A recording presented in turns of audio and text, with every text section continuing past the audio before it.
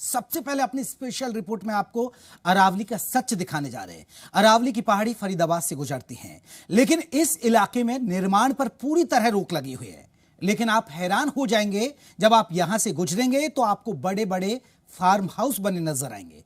हो सकता है आप कई बार सूरजकुंड का मेला देखने भी गए होंगे और आपने यहां की स्थिति को देखा भी होगा, लेकिन अरावली का सच यही है कि यहां अवैध निर्माण हो रहा है, अवैध खनन हो रहा है और जिन कंधों पर रोकने की जिम्मेदारी है वो खुद इस खेल में शामिल हैं।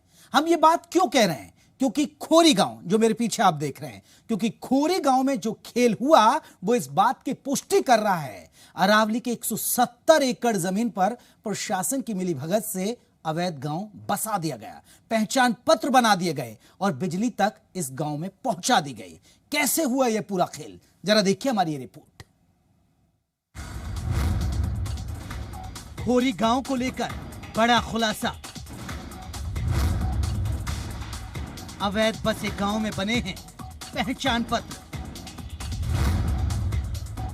बिना रजिस्ट्री ही बना दिए गए घर। अरावली पहाड़ियों में अवैध निर्माण। फरीदाबाद में सूरजकुंड के पास ये है अरावली की पहाड़ियां, जहां निर्माण और खनन पर रोक है, लेकिन यहां अवैध निर्माण भी धड़ल्ले से होता है और अवैध खनन भी, और सब प्रशासन के इशारे पर होता है। और इस बात की तस्दीक ये खोरी गांव कर रहा है। ये वही खोरी गांव है जहां अवैध तरीके से करीब 10,000 घर बस गए और इन्हें अब सुप्रीम कोर्ट ने गिराने का आदेश दिया है। लेकिन कैसे ये अवैध गांव बसा और कैसे यहाँ फर्जी तरीके से इन लोगों के पहचान पत्र तक बन गए, ये पूरी कहानी जान लीजिए। करीब 40 साल पहले सूरजकुंड के खोरी गांव इलाके में पहाड़ों के बीच लोगों के बसने की शुरुआत हुई और यहाँ पर बसने वाले ज्यादातर लोग यूपी, बंगाल, मध्य प्रदेश, छत्तीसगढ़ समेत देश के तमाम दूसरे राज्यों से आए हुए हैं। जब लोगों ने यहाँ पर जमीन खरीदनी शुरू की तो फरीदाबाद नगर निगम, वन विभाग समेत पुलिस ने जमकर मलाई लूटी और इस गांव को बसा दिया।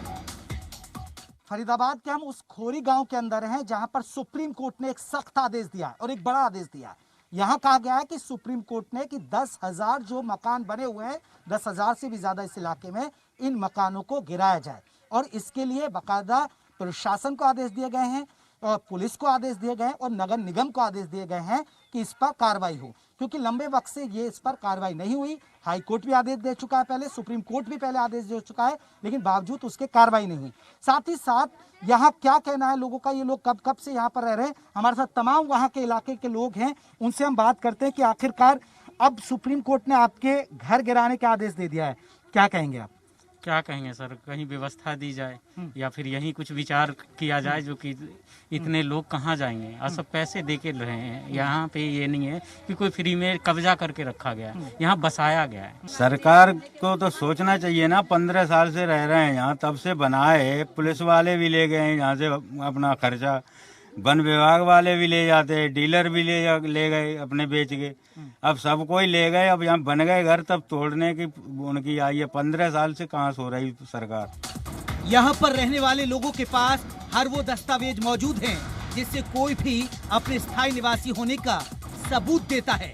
इन लोगों के पास खोरी गांव के इसी पते पर बनाए गए आधार कार्ड से लेकर वोटर कार्ड समेत परिवार के पहचान पत्र हैं, जिसको बनवाने के लिए भी इनसे पैसे वसूले गए। वोटर आईडी है, पैन कार्ड है, आधार कार्ड है, ये सब है। बिजली का मीटर जब लगा, कितने पैसे दिए थे, हर महीने किस तरह से भुगतान करते हैं? 2,500 रुपये दिए थे। तो हर महीने बिल आता है आपको? हाँ, छोटा सा पर्ची दे देता है, उसमें जो यूनिट उस पर लिखा रहता है उतना लिखा रहता है, जो उसमें पैसे रहता है वो पैसे लिखा रहता है उसमें। मैं तो यहाँ पे 15 साल पहले आई हूँ। मेरे पास आधार कार्ड और ये पहचान पत्र, पैन कार्ड, ये सब हैं। और हम यहाँ पे वोट भी देने जाते हैं। अभी 4-5 साल से हम वोट भी दे रहे हैं। दिया था 1,500 रुपये और उसके बाद 13 रुपये यूनिट जाता है। तो फिर बिल देते हैं आपको कब? पक्का बिल नहीं, कभी नहीं मिला है हमें। 15 साल से कोई पक्का बिल नहीं मिला है। अच्छा, कहाँ की बिजली आ रही है? यहाँ पे दिल्ली की आ रही है। हरियाणा की जिस जमीन पर खोरी गांव के 10,000 से ज्यादा मकान बने हैं, वो जमीन है तो हरियाणा की, लेकिन यहाँ बिजली सप्लाई दिल्ली की तरफ से हो रही है। दिल्ली बिजली बोर्ड में भ्रष्ट अधिकारियों की ओर से यहाँ बिजली दी जा रही है और मोटा मुनाफा कमाया जा रहा है। मकान खरीदने के बाद जब यहाँ पर रहने वाले लोगों को रात के उजाले के लिए बिजली की जरूरत पड़ी तो यहाँ भी उनको अपनी जेब ढीली करनी पड़ी। ये तो 3-4 हजार 5,000 रुपये हर महीने जो बिल भरते हो उसका वो देते हैं आप? वो कभी 1,000, कभी 1,500, कभी 2,000। वोट डालने जाते हो? वोट यहाँ का एक भी नहीं दिया बेटा हमें। और कार्ड बनवाया है यहाँ का? सबका सब कुछ है यहाँ का। और ऐसे हर महीना जो भी बिल आता है 13 रुपये के यूनिट से भरते हैं। तो बिल दिया जाता है आपको पक्का? नहीं, कुछ नहीं दिया जाता है, क्या दिया जाता है? बस एक छोटा सा पर्ची दिया जाता है और उसमें यूनिट लिखा होता है, पैसा लिखा होता है, बस और कुछ नहीं। 13 रुपये यूनिट। फरीदाबाद प्रशासन की ओर से जो सर्वे ड्रोन के जरिए कराया गया है, उसमें यहाँ करीब 170 एकड़ जमीन पर अवैध कब्जा है। इसमें 5,000 मकान, 80 दुकान, 36 धार्मिक स्थल समेत 6500 से अधिक अवैध निर्माणों पर बुलडोजर चलेगा। लेकिन हैरानी इस बात की है कि उन लोगों को जाड़ा जा रहा है जिन लोगों ने अपनी एक छोटी सी छत के लिए जमा पूंजी लगा दी। लेकिन उन लोगों पर कब बुलडोजर चलेगा जिन लोगों ने मोटी मोटी रिश्वत लेकर यहाँ अवैध निर्माण कराए। इतना ही नहीं, अरावली की पहाड़ियों में आज भी अवैध निर्माण हो रहे हैं। धड़ल्ले से अवैध खनन हो रहा है, लेकिन रोकने वाला प्रशासन इसमें मिला है तो फिर कौन रोक पाएगा। नरेंद्र शर्मा, जी मीडिया, फरीदाबाद।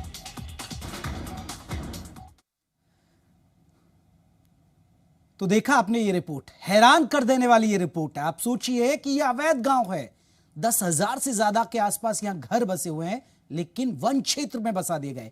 इन पर वोटर कार्ड है, आधार कार्ड है, इनके पास हर पहचान पत्र है। और हैरानी की बात है, कुछ लोगों ने कहा कि वो वोट देने जाते हैं। तो सोचिए कि जिस पर बुलडोजर चलने वाला है वहां कैसे खेल हो रहा है। नरेंद्र हमारे साथ और ज्यादा अपडेट के साथ जुड़ गए। नरेंद्र, प्रशासन इसे गिराने की तो तैयारी कर रहा है, 6 हफ्ते का टाइम सुप्रीम कोर्ट ने दिया है, लेकिन असल सच ये है कि पहले प्रॉपर्टी डीलरों ने कमाया, फिर उसके बाद पुलिस महकमे ने कमाया, वन विभाग ने कमाया, नगर निगम ने कमाया और यह अवैध इलाका बसा दिया। जी जयप्रकाश, मैं आपको बताना चाहता हूं, जब हम यहाँ पर कवरेज के लिए गए तो यहाँ पर बड़ा डर का माहौल था और यहाँ पर पुलिस वालों की बहुत तैनाती है, जहाँ के बच्चों में भी बड़ा रोष व्याप्त है, बड़ों में भी है। और यहाँ पर देखा जा रहा है लोग पलायन भी कर रहे हैं। जैसे आपने देखा होगा, इनके पास वोटर कार्ड भी है, आधार कार्ड भी है, पैन कार्ड भी है, साथ साथ फैमिली कार्ड के बाद भी यहाँ पर इनको पलायन करना पड़ रहा है। इसका रीजन क्या है कि तो ये घर के कारण ये पर्चियां बिल्कुल कि यहाँ पर अगर आपको पर्ची दिखा देंगे हमने प्लॉट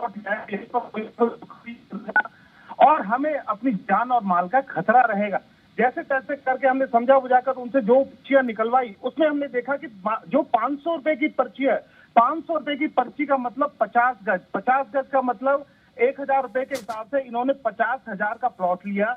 और लोगों का आरोप है इन्होंने वन विभाग से लेके, पुलिस से लेके, यहाँ के स्थानीय नेता से लेके सब सेवा शुल्क दिया। और जो यहाँ पर 300 की पर्ची है वो 30 गज का इशारा करती है। और अभी एक आप देखेंगे वेलफेयर सोसाइटी के नाम से, ग्राम विकास समिति वेलफेयर सोसाइटी है, जिसके आपके जो प्रधान है वो प्रेमुद्दीन पप्पू प्रधान है। अभी जब हमने इस पर जानकारी हासिल करनी चाहिए तो लोगों ने बताया कि शायद पुलिस ने उनको गिरफ्तार कर लिया है, लेकिन जब हमारी पुलिस कमिश्नर से बात हुई, उन्होंने डीसीपी एनआईटी का रेफरेंस दिया कि इस मामले की पूरी जानकारी उनके पास है। जब हमें डीसीपी एनआईटी से बात करनी चाहिए तो उन्होंने पुलिस पीआरओ का नंबर दिया। नरेंद्र एक और सवाल समझ सकता था, क्योंकि ये बात तो सिर्फ खोरी गांव की हो रही है, लेकिन अरावली के क्षेत्र में, अरावली के वन क्षेत्र के अंदर जो सूरजकुंड के आसपास इलाका है, वह तमाम फार्म हाउस बने हुए हैं, तमाम फार्म हाउस बने हुए हैं, बहुत सारी सोसाइटी यहाँ भी बस रही हैं, तो कहीं ना कहीं ये भी तो अवैध हैं और इन पर सवाल उठते हैं, क्योंकि अधिकारियों की मिलीभगत है, यहाँ भी तो ये खेल हो रहा है। बिल्कुल जयप्रकाश, इससे भी पहले हमने इस तरह के मामले उठाए थे। आज भी यहाँ पर रात के समय काम होते हैं और कई कई एकड़ के फार्म हाउस शादी की जगह यहाँ पे डेवलप हो जाती हैं और प्रशासन बिल्कुल यहाँ पर आंख मूंद कर खड़ा है। वन विभाग बिल्कुल कोई कार्रवाई नहीं करता या नाम मात्र की कार्रवाई करके उन्हें छोड़ देता है। हालांकि इनके खिलाफ पहले भी कई एफआईआर दर्ज हुई है, लेकिन कहीं ना कहीं राजनीतिक और